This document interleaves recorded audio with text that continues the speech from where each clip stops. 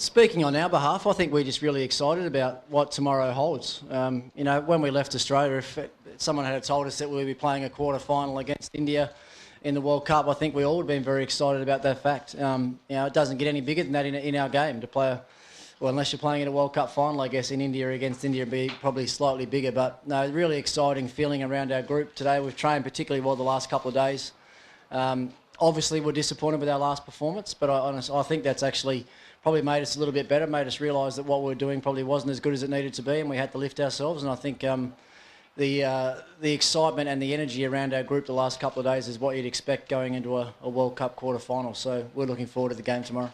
No, not particularly. No, the wicket we had against Zimbabwe was quite a good surface. Actually, it was pretty much what you'd expect for a subcontinental wicket. Little bit slower, spun a bit more in the second innings of the game maybe than the first, which is what you expect everywhere around the country.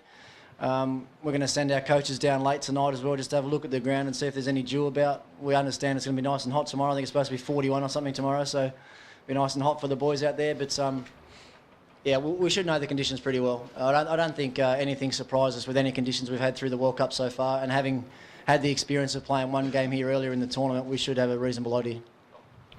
Look, it's more than that. It's more than one individual from each team. It's the Australian team crashes out or the Indian team crashes out. So whichever way you look at it there, it's going to be disappointing for someone. Is it disappointing that we're meeting now? We don't see it as being disappointing, no. I've said to the guys all the way along, if you want to win a World Cup, you've got to beat the best teams. And India were one of the favoured teams coming in, and probably nothing's changed until now. So if we want to win the World Cup, we've obviously got to win tomorrow, and it's going to be a great challenge for both teams.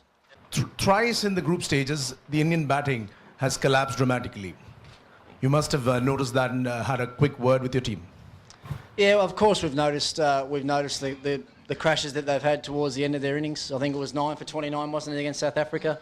So we are very aware of that. We're also aware of a lot of the Indian players' records against us as well. If you have a look at their career stats and have a look at their stats against Australia, there's some quite dramatic differences there, which we're obviously wary of. So, if we know the style of cricket that we have to play if we want to win against India, and we have to make sure we're good enough to do that tomorrow.